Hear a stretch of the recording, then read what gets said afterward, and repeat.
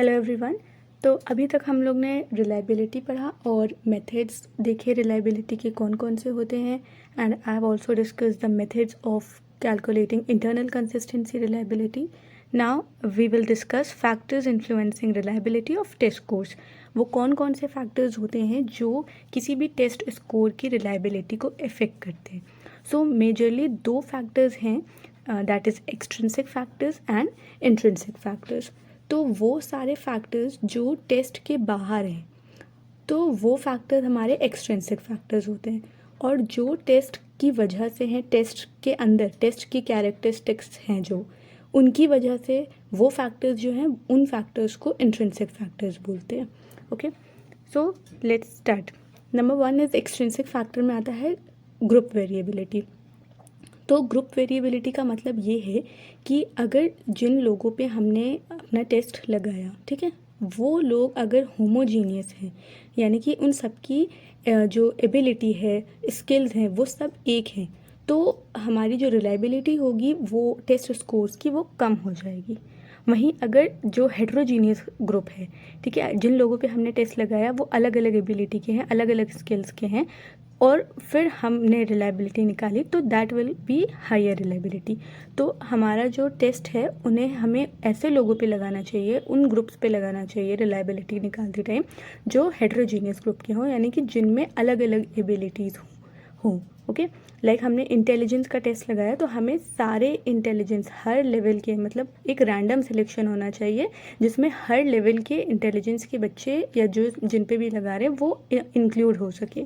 ऐसा ना हो कि हमने सिर्फ हाई इंटेलिजेंस वालों को ही सेलेक्ट कर लिया या तो लो इंटेलिजेंस वालों पर ही करा।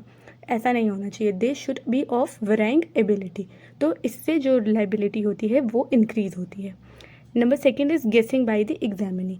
तो क्या होता है कि जब भी आप टेस्ट कोई भी कर रहा है तो अगर उन्हें वो चीज़ नहीं आती है, कोई भी आइटम है उसका आंसर उसको नहीं पता है, ठीक है, तो वो उसको गेस के थ्रू कर लेगा कि चलो अच्छा ये होगा ये होगा। तो क्या होता है कि कभी गेस सही हो जाता है और कभी गेस सही नहीं होता है। तो उस वक्त जो भी वो स्कोर होगा वो बाय चांस होगा, ठीक है, बाय चांस सही होगा या तो बाय चांस गलत होगा। तो that will lead to error score. Error score का मतलब होता है कि जो चीज़ें ट्रू स्कोर नहीं है, जो स्कोर हमारा ट्रू स्कोर के बाहर का है। मतलब ट्रू स्कोर वो स्कोर्स होते हैं जो एग्जामिनी को आते हैं, लाइक 100 में से उसको 30 क्वेश्चन श्योर आते हैं, लेकिन उसका स्कोर कितना आ रहा है, 50 आ रहा है। तो 20 का स्कोर जो हो गया वो उसका एरर स्कोर हो गया, वो उसने गेसिंग के थ्रू कर लिया।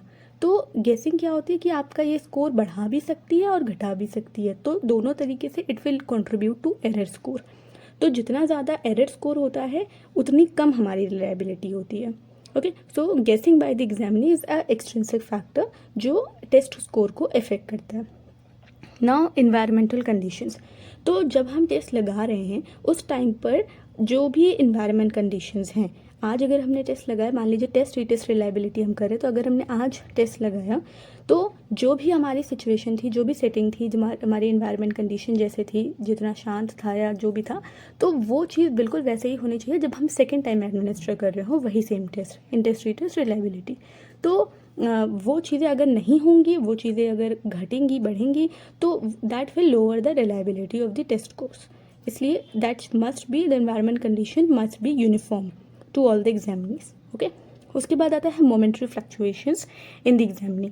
तो क्या है कि अगर मान लीजिए टेस्ट करते करते टाइम ही कोई भी जो भी मोमेंट्री फ्लक्चुएशन है, छोटा सा क्षणिक कोई भी फ्लक्चुएशन, ओके, ऊपर नीचे कुछ होना, लाइक आपका पेंसिल टूट गया या पेन की इंक ख़त्म हो गई, ठीक है, या सडनली जो भी एग्जामिनी है उसको कुछ याद आ गया, उसको ध्यान आया कि अरे मुझे घर जाना था या कहीं भी जाना था, मैं लेट हो रहा हूँ, तो ये क्या है, सडन कुछ उसको याद आ गया, सडनली कुछ ऐसी चीज़ हो गई जो एक्सपेक्टेड नहीं थी टेस्ट के टाइम पे।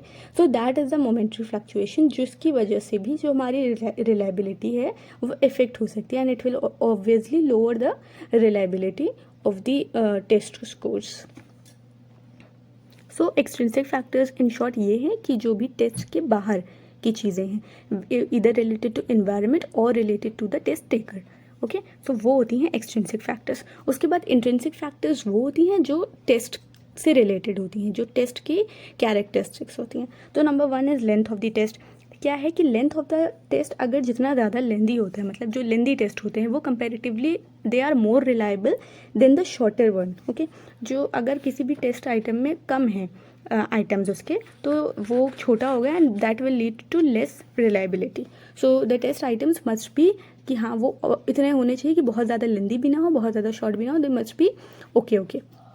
उसके बाद range of the total score, इसका मतलब है कि जो भी टेस्ट का स्कोर आ रहा है, ठीक है, जो भी टोटल स्कोर है ऑफ द टेस्ट वो बहुत ज़्यादा क्लोज नहीं होने चाहिए। यानी कि सबके, जैसे आपके 10 मान लीजिए सब्जेक्ट हैं, तो सबके जो टेस्ट स्कोर्स हैं वो वेराई होने चाहिए। ये ऐसा ना हो कि वो बहुत करीब करीब हो। Okay, let me tell you how it is कि जैसे मान लीजिए this is the NPC। Okay, तो जो टोटल स्कोर है दैट लाइज हेयर, अगर मान लीजिए सबके स्कोर इसी के आसपास ही आ जाते हैं तो it will lead to less reliability. इस वजह से जो भी हमारा जो नॉर्मल है कि एटलीस्ट वो इतनी गैप पे होने चाहिए, so this will lead to more reliability in comparison to this region. इसलिए जो टेस्ट स्कोर्स हैं that of all the examinees must be varied, वो ज़्यादा होने चाहिए, एक दूसरे से सबके क्लोज नहीं होने चाहिए। तो ये इफ़ेक्ट करती है हमारी range of the total score कि अगर जैसे टोटल स्कोर का जो स्टैंडर्ड डेविएशन है, अगर हम स्टैटिस्टिक्स की टर्म्स में बात करें तो स्टैंडर्ड डेविएशन जितना ज़्यादा होगा टोटल स्कोर का, हमारी रिलायबिलिटी उतनी ज़्यादा होगी। और अगर टोटल स्कोर का जो स्टैंडर्ड डेविएशन है वो कम होता है तो रिलायबिलिटी कम हो जाती है। ओके, उसके बाद आता है homogeneity of the items. Homogeneity of items का मतलब है कि जो भी आइटम है हमारा वो किसी एक फैक्टर को ही मेजर कर रहा हो, किसी एक ट्रेट को मेजर कर रहा हो। ओके, लाइक पर्सनालिटी है तो पर्सनालिटी की वो किसी एक, मान लीजिए एग्रीएबलनेस, ठीक है, तो वो एक ही फैक्टर को अगर मेजर कर रहा होगा, so that will be the homogeneous items. तो जब आइटम्स जो होते हैं वो होमोजीनियस होते हैं तो इनके जो इंटर आइटम को रिलेशन होता है, इंटर आइटम को रिलेशन का मतलब होता है कि आइटम्स का एक दूसरे से क्या को रिलेशन है। तो जब इंटर आइटम कोरिलेशन हाई होता है तो रिलायबिलिटी भी हाई होती है। तो homogeneity of the test will lead to high inter item correlation and high inter item correlation will lead to high reliability. Okay, उसके बाद नेक्स्ट आता है हमारा डिफ़िकल्टी वैल्यू ऑफ आइटम्स।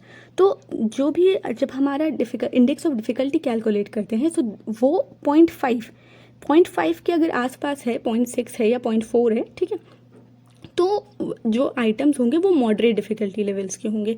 इसके अलावा अगर बहुत इजी आइटम्स हैं या बहुत डिफ़िकल्ट आइटम्स हैं तो that will lead to poor reliability.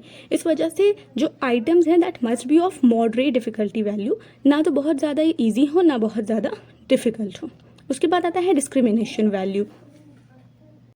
Discrimination value का मतलब ये होता है कि जो भी टेस्ट आइटम्स हैं that must be discriminatory ones, यानी कि वो सुपीरियर और इन्फीरियर ग्रुप्स को अलग अलग कर पाएँ। अब सुपीरियर और इन्फीरियर का मतलब क्या है कि जैसे अगर हम इंटेलिजेंस का टेस्ट ले रहे हैं तो जो एक आइटम है, ठीक है, पूरे टेस्ट का एक आइटम, वो एक आइटम जो हाई इंटेलिजेंस वाले हैं वो कर लें और जो लो इंटेलिजेंस वाले हैं वो ना कर पाएँ। तो हाई इंटेलिजेंस वाले यहाँ पे सुपीरियर ग्रुप्स में आ जाएंगे, लो इंटेलिजेंस वाले इन्फीरियर ग्रुप्स में आ जाएंगे। तो वो आइटम सुपीरियर और इन्फीरियर को डिस्क्रिमिनेट कर पाए, अलग अलग कर पाए, ठीक है। सो अगर डिस्क्रिमिनेटिंग वैल्यू हाई होगी तो रिलायबिलिटी हमारी ठीक होगी, लेकिन अगर डिस्क्रिमिनेटरी वैल्यू कम होगी या वो सुपीरियर और इन्फीरियर ग्रुप्स में डिफ्रेंशिएट नहीं कर पा रही होगी, उन दोनों को अलग अलग नहीं कर पा रही है वो आइटम, ठीक है। अगर मान लीजिए कोई एक आइटम है वो लो इंटेलिजेंस वाले ने भी कर लिया, हाई इंटेलिजेंस वाले ने भी कर लिया, तो हम ये कैसे पता चला जाएंगे कि हाँ कौन हाई इंटेलिजेंस में है कौन लो इंटेलिजेंस में है। इसलिए वो दोनों ग्रुप्स को अलग अलग कर पा रहे हैं वो आइटम, ठीक है। इस तरह हर आइटम, इस डिस्क्रिमिनेटरी वैल्यू हर आइटम की देखी जाती है। ओके, तो जब ज़्यादा होगी डिस्क्रिमिनेटरी वैल्यू तो our test will be more reliable. Okay, उसके बाद आता है लास्ट में स्कोरर रिलायबिलिटी, जिसको रीडर रिलायबिलिटी भी बोलते हैं। तो स्कोरर रिलायबिलिटी क्या होती है कि हमने जब टेस्ट, जो भी सब्जेक्टिव टेस्ट होता है उसमें लगती है, तो यानी कि इंटर स्कोरर डिफरेंस नहीं होना चाहिए उसमें। जो भी जजेस हैं या जो भी रेटर्स हैं जो भी किसी टेस्ट को रेट कर रहे हैं तो they must be of the same view point, उनके बीच में डिफरेंसेस नहीं होने चाहिए। जो दोनों लोग एक ही बात बोल रहे हैं, जितने भी रेटर्स हैं वो सब एक बात बोल रहे हो, तो जितना कम इंटर स्कोरर डिफरेंस होगा तो उतनी ज़्यादा अच्छी रिलायबिलिटी आएगी। सब्जेक्टिव टेस्ट के बारे में ये बात होती है, ठीक है। सब्जेक्टिव टेस्ट में हम स्कोरर रिलायबिलिटी निकालते हैं। I have made a video on inter scorer reliability and one more reliability, तो आप you can check that, I will give you the link of that video. आप यू कैन चेक दैट। उसके बाद आता है how to improve reliability of the test scores. तो simple सी है कि जो ग्रुप ऑफ एग्जामिनीज हैं वो हेट्रोजीनियस होने चाहिए, अलग अलग ग्रुप के हों, तो वो test that will give a more reliable result. Okay, उसके बाद आइटम्स जो होने चाहिए वो होमोजीनियस होने चाहिए। आइटम्स मस्ट बी होमोजीनियस, और जिन पे हम लगा रहे हैं टेस्ट वो हेट्रोजीनियस होने चाहिए। एग्जामिनीज मस्ट बी हेट्रोजीनियस, अलग अलग एबिलिटीज़ के हों, और जो आइटम्स हैं वो होमोजीनियस है, यानी कि वो एक ट्रेट को, जो भी एक पर्सन है, जो भी एक ट्रेट है, एक फंक्शन है, उसको मेजर कर रहा हूँ। उसके बाद टेस्ट हो वो लेंदी होना चाहिए, छोटा नहीं होना चाहिए। ओके, उसके बाद items should be moderate difficulty value की, 0.40 से 0.60, ये मॉडरेट डिफिकल्टी वैल्यू की रेंज होती है। तो आइटम्स इन दो रेंज के बीच में होने चाहिए, ना तो बहुत ज़्यादा डिफिकल्ट हो, ना बहुत ज़्यादा ईजी हो, तो वो that will lead to a poor reliability. उसके बाद आइटम्स जो होने चाहिए वो डिस्क्रिमिनेटरी वन होने चाहिए, यानी कि वो सुपीरियर और इन्फीरियर ग्रुप्स में डिफ्रेंशिएट कर पाए। Okay, so this is it for this video. You can give your feedback about the video. Thanks for watching. Have a good day ahead.